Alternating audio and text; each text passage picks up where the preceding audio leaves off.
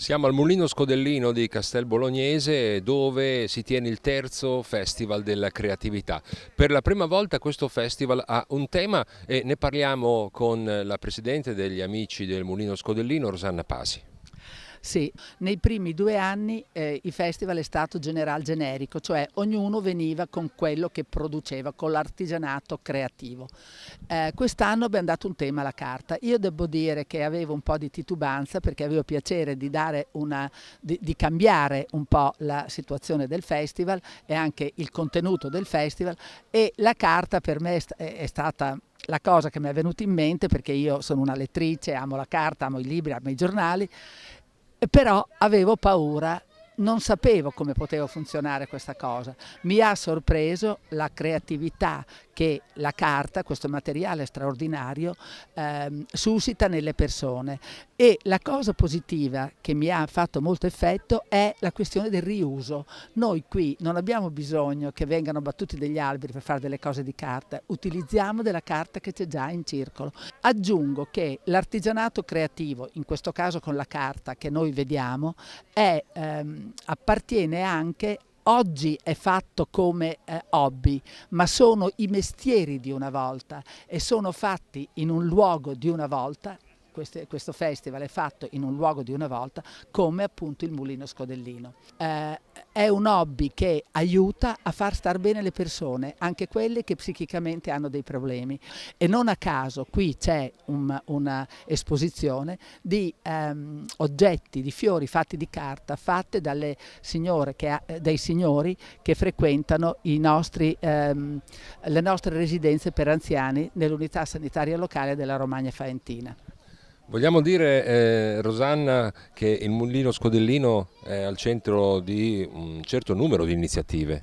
Sì, noi facciamo tante iniziative perché questo mulino, che è stato messo in sicurezza da un intervento cospicuo della Regione Emilia-Romagna e anche dal nostro comune, se lo lasciamo come mulino soltanto, scompare, cioè finisse. Noi vogliamo che viva, e per vivere bisogna che siano fatte delle iniziative dove far venire della gente, dove far confluire delle attività, perché così la gente vede. Noi fra l'altro in questo mulino abbiamo un'altra caratteristica, che è vicinissimo alla città, è un mulino d'acqua vicinissimo alla città, ma soprattutto ha un grande spazio esterno che ci consente di svolgere tante attività. Quindi noi abbiamo fatto il cinema all'aperto, abbiamo fatto un concerto d'opera, facciamo il Festival della Creatività, facciamo le cene o i pranzi tematici al mulino, cioè facciamo in modo che questo luogo possa vivere. La vita si svolgeva una volta attorno ai mulini, e non a caso nei piccoli paesi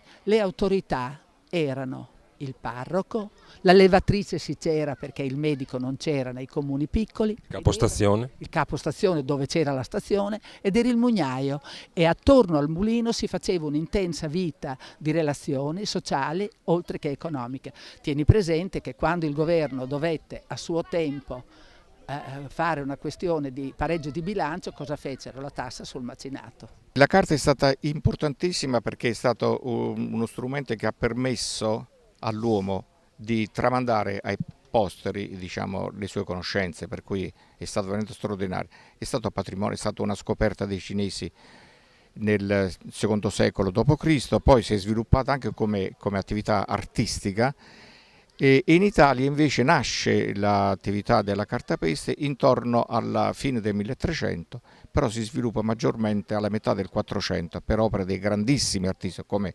Donatello, come Jacopo della Quercia e gli altri. E poi si sviluppa anche nel campo dell'effimero, soprattutto nel 600, tutte le attività effimere, sia nel campo del teatro, sia nel campo degli allestimenti, diciamo, festivi.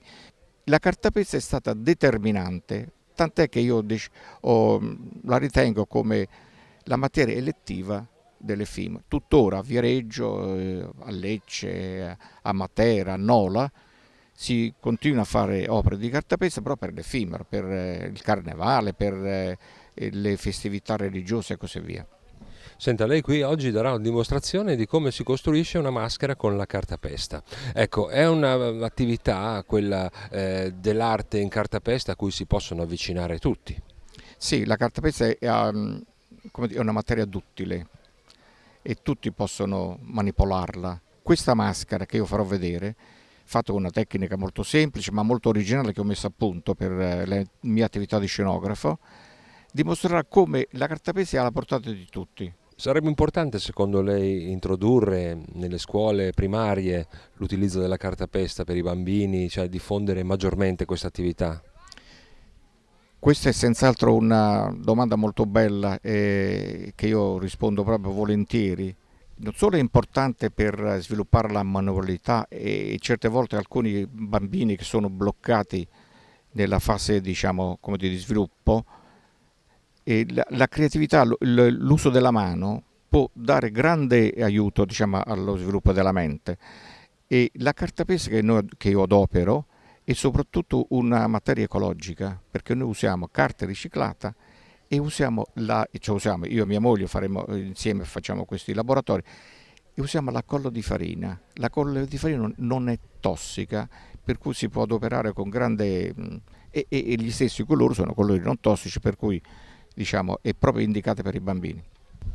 Assessore Morini, il Mulino Scodellino torna protagonista del Festival della Creatività, terza edizione. Beh, il Mulino Scodellino ormai è protagonista di tante attività nella vita culturale e aggregativa di Castel Bolognese. È un luogo che ormai è diventato anche una preziosa meta, direi, turistica per Castel Bolognese e non solo per tutto il territorio.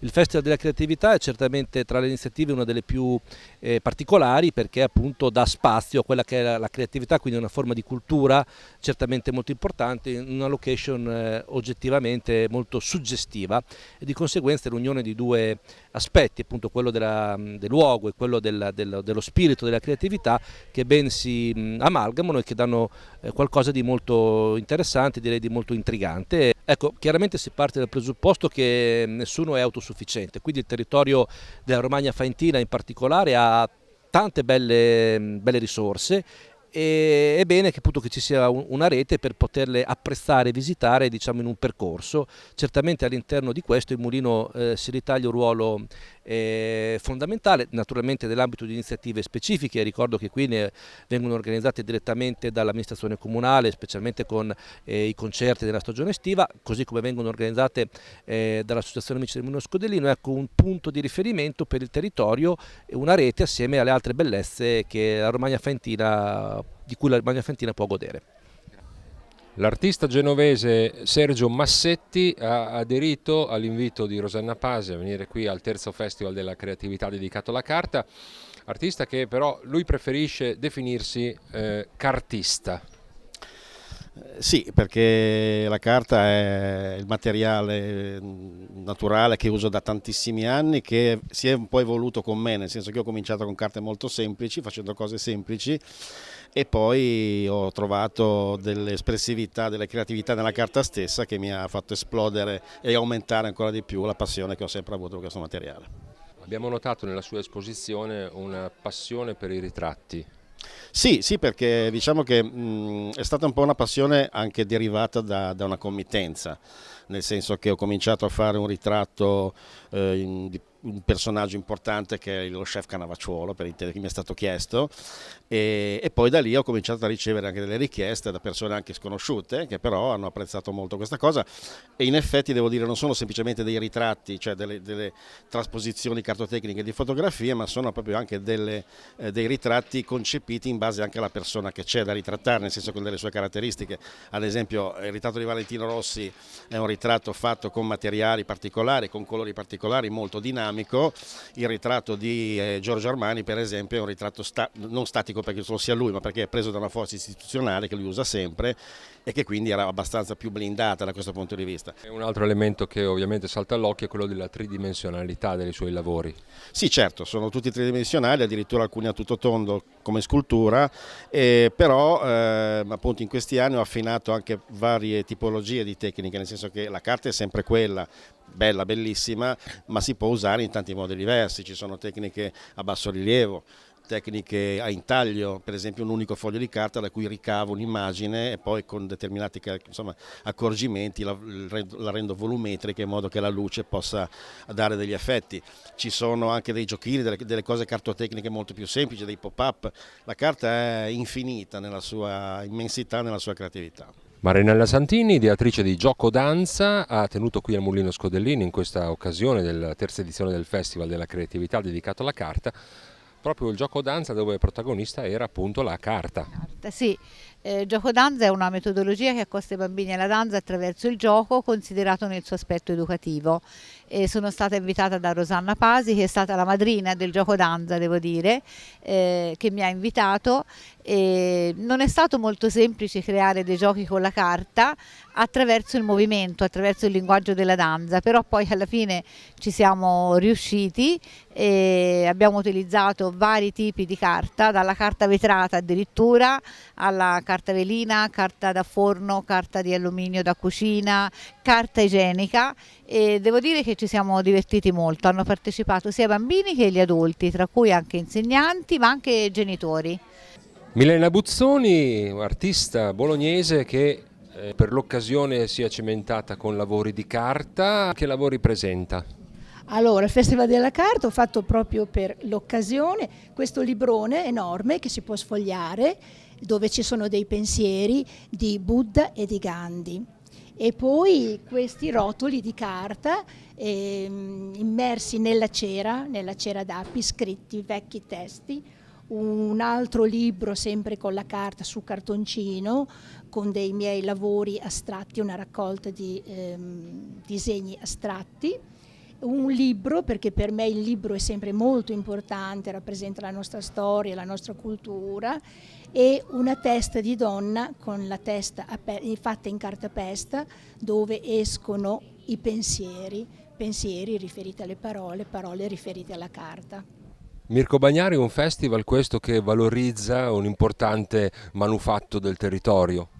Sì, tra l'altro una emergenza in senso positivo architettonica del nostro territorio, che è il Mulino Scodellino, che ha una lunga storia perché risale alla fine del 1300 e che pochi anni fa è stato recuperato grazie a tutto il lavoro dei volontari, dell'amministrazione comunale e anche a un contributo della regione, quindi la mia presenza qui, che io cerco di assicurare il più possibile, è legata al fatto appunto che la regione ha creduto in questa realtà e anche al fatto che vengono comunque fatte tutta una serie di iniziative molto interessanti per valorizzare il manufatto ma anche tutto quanto il territorio.